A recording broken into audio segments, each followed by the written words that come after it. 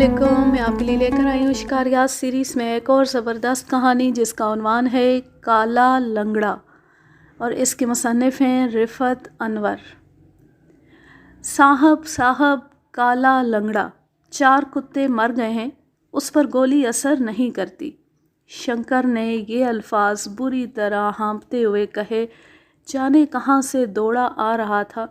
ज़रा ठहर कर लेकिन बदस्तूर खौफज़दा सी कैफियत में उसने मुझे बताया कि आज सुबह चंद फ़ौजी सिपाही पास के गांव में आए थे। उन्होंने गांव के आदमियों को साथ लिया और जंगली सूर ख़त्म करने की मुहिम शुरू कर दी। गेहूं के खेत में शुबा हुआ कि सूर चल रहा है। फ़ौजी खेतों के इर्द गिर्द फैल गए और देहातियों को गुल मचाने को कहा। बहुत से देहाती खेत में दाखिल हुए और हांका शुरू कर दिया। एक स्याह रंग का बड़ा सा सूर लेटे लेटे उठ बैठा और उसने एक देहाती पर हमला कर दिया। वो आदमी कई फुट हवा में उछला, उसकी चीख सुनाई दी, फिर वो हमेशा के लिए खामोश हो गया। चंद एक आदमियों की निगाह सूर की जसामत और रंग पर पड़ी तो सब चीखते चिल्लाते हुए खेत से भाग उठे। काला लंगड़ा, काला लंगड़ा। सूर खेत से निकलकर एक फ़ौजी सिपाही पर हमला करने को भागा। फ़ौजी के पास अच्छी भली बंदूक थी, लेकिन वो घबरा कर पीठ के बल गिर पड़ा। अलबत्ता गिरते गिरते गोली चला दी, जो सूर को तो ना लगी, लेकिन उसके अपने अफसर की टांग के पार हो गई। ये मेजर करीब ही कहीं खड़ा था। भारतीय सिपाही अपने ज़ख्मी मेजर को उठाकर शिकार से मुंह मोड़ गए और जाते जाते देहातियों से कह गए कि अगर तुम लोग इस सूर को हलाक कर दो तो इनाम मिलेगा। काला सूर भारतीय सिपाहियों से डरे बगैर इत्मीनान से चलता हुआ नशेब में उतरकर नसरों से ओझल हो गया। ये वाक़या सुबह के 10 बजे पेश आया था। मौके पर 100 के लगभग देहाती कुल्हाड़ियों और लाठियों से मुसल्ला मौजूद थे और 2 के पास तो 12 बोर की बंदूकें भी थीं। उनके दरमियान तय पाया कि इस दरिंदे को आज ख़त्म करके ही दम लो।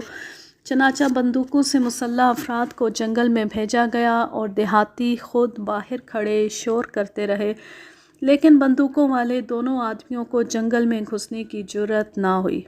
उनके कुत्ते शिकार के ताक़ुब में चले गए।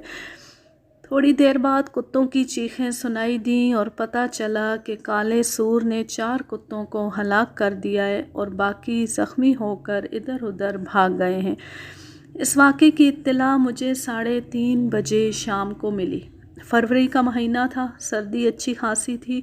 मुझे अपने दोस्त मोहन के गांव आए 10 रोज़ हो चुके थे। मोहन गांव के मुखिया का बेटा था। जब मैं पहले रोज़ गांव आया था तो मोहन ने बताया था कि काले रंग के जंगली सूर ने बड़ा ऊधम मचा रखा है। मोहन के बयान के मुताबिक उसकी अगली टांग खुद मोहन की गोली से ज़ख्मी हुई थी और अब वो लंगड़ा हो गया था। कद्दो कामत के लिहाज से भी ये सूर दूसरों से काफ़ी बड़ा था। चंद हफ्तों से उसने क़यामत बपा कर रखी थी और कई आदमियों को हलाक और ज़ख्मी कर चुका था। उसे हलाक करने की बहुत कोशिशें की गईं, लेकिन सब नाकाम रहीं। एक हिंदू थानेदार का बेटा तलवार लेकर उस दरिंदे को हलाक करने गया था, लेकिन फिर जंगल में उसकी चीखो पुकार सुनाई दी। जाके देखा तो वो ज़ख्मी पड़ा था। सूर का कहीं नामो निशान ना था और उस शिकारी की तलवार भी लापता थी।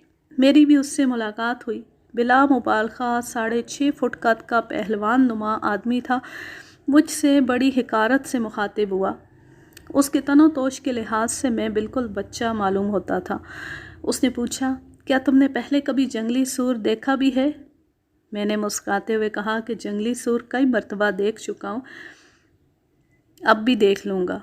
मोहन को उसका लहजा बुरा लगा और उसने कदरे गुस्से से कहा, ये शिकारी हैं और अभी चंद माह पेशतर शेर को हलाक कर चुके हैं।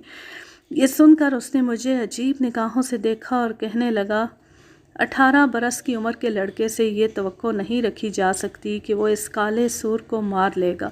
बेहतर है कोशिश ना करना। इस दरिंदे के मुतालिक चंद बातें मशहूर थीं, मसलन ये कि उसने जंगल में एक किला मखसूस कर रखा है और कोई आदमी उस किले में दाखिल नहीं हो सकता। दूसरी हैरत अंगेज़ बात ये भी मशहूर थी कि अगर किसी ने ज़ोर से कह दिया कि वो काला लंगड़ा जा रहा है, تو وہ باہر نکل آتا ہے اور اس آدمی کو ہلاک کر دیتا ہے، اور بعض تو یہ بھی کہتے تھے کہ وہ کوئی شر شرار یا کسی ظالم بادشاہ کی بدروح ہے۔ میرے نزدیک یہ محض مبالغہ اور وہم تھا۔ میں دوسرے دن ہی قلعہ نما جنگل میں داخل ہو گیا۔ واقعی جنگلی سوروں کے لیے اس سے زیادہ مناسب آرام کی جگہ ملنا مشکل تھی۔ گھٹنے گھٹنے پانی اور دلدل میں گھنی جھاڑیوں اور دب کے اونچے اونچے پودے تھے، ایک قدم بھی چلنا محال تھا۔ میں تقریباً 2 گھنٹے وہاں گھومتا رہا، لیکن کالے لنگڑے سے ملاقات نہ ہو سکی اور واپس آ گیا۔ اگلی صبح موہن کو ساتھ لے کر دریا پر مرغابیوں کے شکار کے لیے چلا گیا۔ 12 بجے تھک کر لوٹ آئے تو معلوم ہوا کہ کالے لنگڑے نے گاؤں کے ایک اور نوجوان کو زخمی کر دیا ہے اور نوجوان بے ہوش ہے۔ میں اسے دیکھنے چلا گیا۔ دیہات کی عورتیں اور بچے سب وہاں جمع تھے۔ زخمی کو دیکھا تو پتہ چلا کہ تقریباً تمام جسم پر گہرے زخم ہیں۔ تھوڑی دیر بعد ہوش میں آ کر اس نے آنکھیں کھولیں تو چیخنے لگا، وہ آیا آیا، میں مر گیا، بچاؤ بچاؤ۔ اس کی آنکھیں لال سرخ ہو رہی تھیں۔ میں نے زخمی کو اسپتال لے جانے کا مشورہ دیا اور خود دل میں عہد کرتا ہوا لوٹ آیا کہ 1 ہفتے کے اندر اندر لنگڑے کو ختم کر دوں گا۔ زخمی کے چھوٹے بھائی سے معلوم ہوا کہ حسب معمول دونوں بھائی کھیت میں گھاس لینے کو گئے۔ جب کھیت میں داخل ہوئے تو دیکھا کہ کالا لنگڑا تقریباً 20 گز کے فاصلے پر جا رہا تھا۔ زخمی ہونے والے جوان نے شور کر دیا، کالا لنگڑا، کالا لنگڑا۔ لنگڑے سور نے رخ بدل لیا اور چنگاڑ کر حملے کے لیے دوڑا، اور ذرا سی دیر میں اس نے اس آدمی کی ہڈی پسلی ایک کر دی اور پھر مزے سے چلتا ہوا اپنی پناہ گاہ میں داخل ہو گیا۔ اس وقت اور بھی چند آدمی وہاں موجود تھے، لیکن اس منظر کو دیکھ کر سب اس قدر دہشت زدہ ہو گئے کہ کچھ بھی نہ کر سکے اور اپنی جانیں بچانے کی فکر میں رہے۔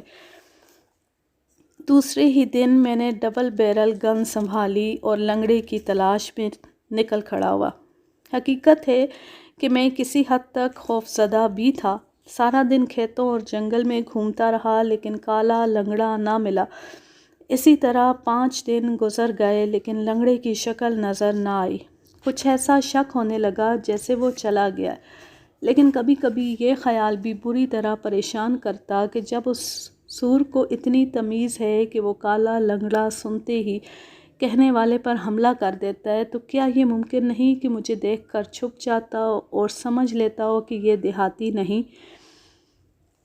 چھٹے روز میں نے تلاش ترک کر دی اور انتظار کرنے لگا کہ دیکھوں اب کب نظر آتا ہے یا کسی پر حملہ کرتا ہے۔ لیکن اسی روز شام کو اطلاع ملی کہ کالا لنگڑا پھر دیکھا گیا ہے۔ میں فوراً بندوق لے کر جنگل کی طرف چل پڑا اور اس کے چھپنے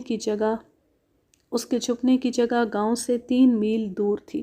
بیچ میں گہری کھائی تھی اور چاروں طرف اونچے بند تھے، یعنی اس کی پناہ گاہ کا علاقہ نشیب میں تھا۔ 1 میل دور سے ہی گولیاں چلنے کی آواز میرے کان میں آنے لگی۔ پتہ چلا کہ کچھ لوگ صبح سے کالے لنگڑے کے پیچھے لگے ہوئے ہیں، لیکن کوئی گولی اس پر اثر نہیں کرتی۔ وہ جب سامنے آتا ہے اور گولی چلتی ہے تو وہ بڑے اطمینان سے جنگل میں چلا جاتا ہے۔ میں وہاں پہنچا تو عجیب منظر دیکھا۔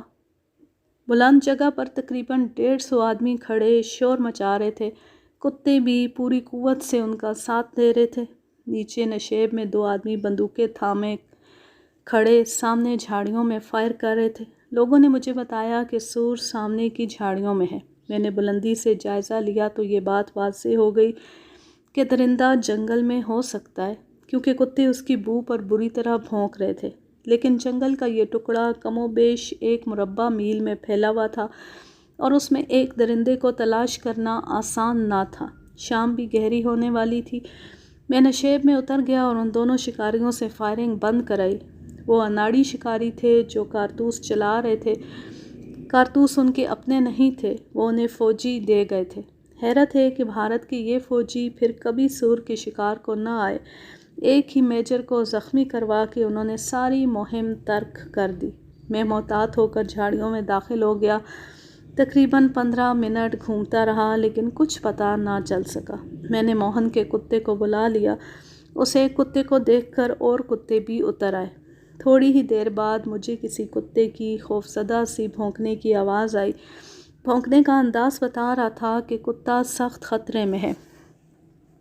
मैं भागता हुआ कुत्ते की आवाज़ की तरफ गया, लेकिन पानी और कीचड़ की वजह से तेज़ चलना आसान न था। मैं दलदल से निकलकर खुश्क ज़मीन पर चला गया जहाँ सरकंडों की घनी झाड़ियाँ थीं। अचानक कुत्ते की दिलदोज़ चीख सुनाई दी और कुत्ता मेरे सामने हवा में कई फुट ऊपर उछला और गिरा। फिर गला घोंटने के खर्राटे सुनाई दिए, फिर खामोशी। काला लंगड़ा एक और कुत्ते को ख़त्म कर चुका था। मैं बहुत तेज़ी से आगे बढ़ा, लेकिन अचानक रुक गया। बाएं हाथ पर काला सूर खड़ा था, उसकी पीठ मेरी तरफ थी। मैंने इत्मीनान से निशाना लिया। लिबलिबी दबाने ही लगा था कि दाएं तरफ से खौफनाक फुंकार सुनाई दी। मैंने घबरा कर उधर देखा।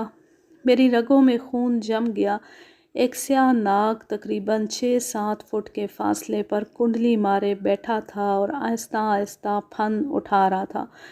उसके सर पर सफ़ेद सा वी का निशान साफ नज़र आ रहा था। वो शी नाग था, जिसे मैं अच्छी तरह जानता पहचानता था। गनीमत ये हुआ कि सूर ने मुझे न देख लिया, वरना मुझ पर हमला कर देता। सांप को देखकर मेरा बंदूक वाला हाथ खुद ब खुद ढीला हो गया और बंदूक कंधे से उतरकर बगल में आ गई।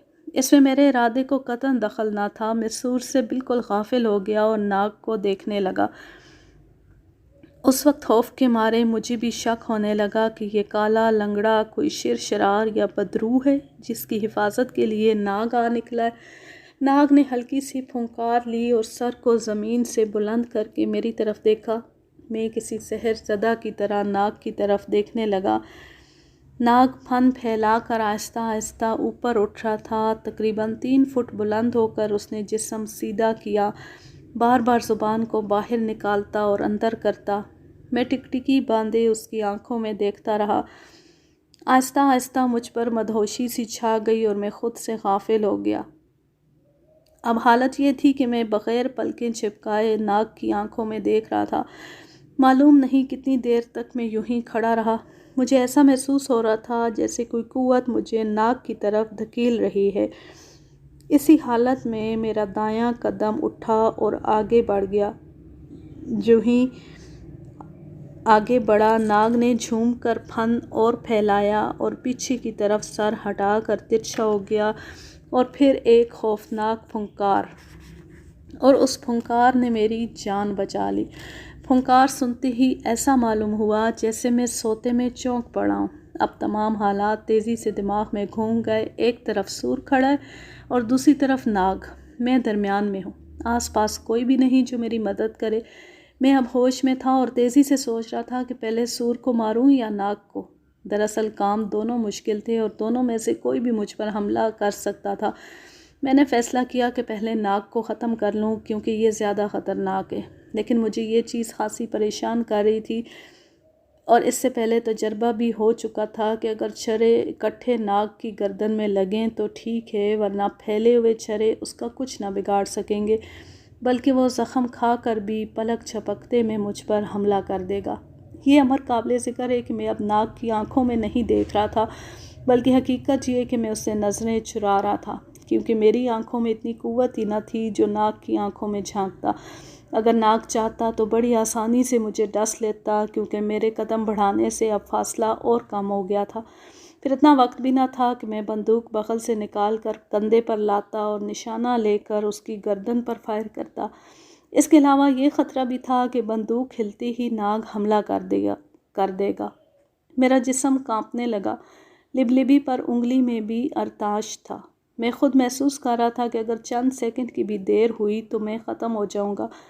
आखिर हिम्मत करके मैंने ये फ़ैसला कर लिया कि दोबारा नाग की आंखों में झांकूं, और जब वो मेरे चेहरे की तरफ तमाम तवज्जो से देखे तो आहिस्ता से बंदूक का रुख उसकी तरफ फेर दूं। मैंने झुकी हुई पलकें उठाईं और नाग की आंखों में देखा। निगाहें मिली तो नाग ने सिसकारी सी ली। मेरा रुआं रुआं कांप उठा, लेकिन हिम्मत करके मैंने आहिस्ता से नाग की तरफ रुख मोड़ दिया। लेकिन वही हुआ जिसका खौफ था। बंदूक हिलते देखकर नाग ने ज़ोर से फुंकार ली, फन थोड़ा पीछे किया और जस्त करने की पोजीशन ले ली। खौफ से मेरी सांस रुक गई। آنکھیں خود بخود بند ہو گئیں اور معلوم نہیں کس طرح لبلبی دب گئی۔ ایک دھماکہ اور میری آنکھیں کھل گئیں۔ سانپ اچھل کر 4 فٹ پیچھے جا گرا تھا اور تڑپ رہا تھا۔ گردن آدھی سے زیادہ اڑ گئی تھی۔ شاید میں نے ہوش میں ہی فائر کیا تھا لیکن کچھ یاد نہیں۔ اسی لمحے سور کی آواز سنائی دی۔ میری پیٹھ اس کی طرف تھی۔ خدا جانے مجھ میں اتنی قوت اس وقت کہاں سے آ گئی کہ میں نے کھڑے کھڑے چھلانگ لگائی اور کئی فٹ دور جا گرا۔ اسی چھلانگ نے میری جان بچا لی۔ سور نے حملہ کر دیا تھا لیکن وار خالی گیا۔ وہ آگے نکل گیا۔ اب میں چوکنا تھا۔ میں نے کھڑے ہونے کی کوشش کی لیکن ٹانگیں تو اب بھی ناک کی دہشت سے کانپ رہی تھیں۔ میں نے بیٹھے بیٹھے سور کی طرف دیکھا جو گھوم کر مجھ پر دوبارہ حملہ کرنے آ رہا تھا۔ میں نے بندوق کاندھے پر رکھ کر نشانہ لے لیا۔ جو ہی سور کا منہ میری طرف مڑا میں نے اس کی آنکھ پر فائر کر دیا۔ چھروں کا گروپ آنکھ میں سے گزر کر کھوپڑی میں چلا گیا۔ سور وہیں بیٹھ گیا اور چنگاڑنے لگا۔ یہ میری فتح کی علامت تھی، لیکن پھر بھی احتیاطاً میں خالی کارتوس نکال کر 2 نئے بھر دیے، لیکن سور نہ اٹھ سکا۔ اس کی چیخوں نے کتوں کو متوجہ کر لیا تھا اور اب سارے کتے اس پر پل پڑے تھے۔ دیہاتی بھی بھاگے آ رہے تھے۔ میں پھر ناک کی طرف متوجہ ہوا۔ اس نے سر پٹکنا بند کر دیا تھا، البتہ اس کا پچھلا حصہ اب بھی ہل رہا تھا۔ اتنی دیر میں سب لوگ پہنچ گئے اور جب وہ میرے قریب آئے اور سانپ کو دیکھا تو ایک دیہاتی نے لکڑی ہلتے ہوئے ناک پر ماری۔ مجھے ایک سپیرے کی بات یاد آ گئی اور میں نے دیہاتی کو وہ لکڑی پھینک دینے کو کہا۔ اس نے عجیب نظروں سے مجھے دیکھا اور لکڑی پھینک دی۔ لکڑی کا ایک سرا سانپ پر گرا۔ دوسرے ہی لمحے لکڑی ٹکڑے ٹکڑے ہو گئی۔ یہ شی ناگ تھا۔ دیہاتی کالے لنگڑے کو گھسیٹ کر باہر لے گئے اور مردہ جسم پر لاٹھیاں اور کلہاڑیاں مار مار کر خوش ہوتے رہے۔ سوائے میرے فائر کے نشان کے باقی جسم اس کا بے داغ تھا۔ اس کے حملہ کرنے کے دانت 8-8 انچ لمبے اور انتہائی تیز تھے۔ اس کہانی کا ماخذ ہے سیارہ ڈائجسٹ، دسمبر سن 1966۔ اب میں لیتی ہوں آپ سے اجازت۔ جانے خوش رہیں، شاد و آباد رہیں، ہنستے مسکراتے رہیں، اور اگر یہ کہانی یا میرا انداز پسند آئے تو اس چینل کو سبسکرائب ضرور کر لیں اور بیل آئیکن کو ضرور پریس کریں تاکہ آنے والی ہر نیو ویڈیو کی نوٹیفیکیشن آپ کو بر وقت ملتی رہے۔ اس کہانی کو لائک کیجئے، شیئر کیجئے اور اچھا سا کمنٹ کیجئے۔ اللہ حافظ، اللہ نگہبان۔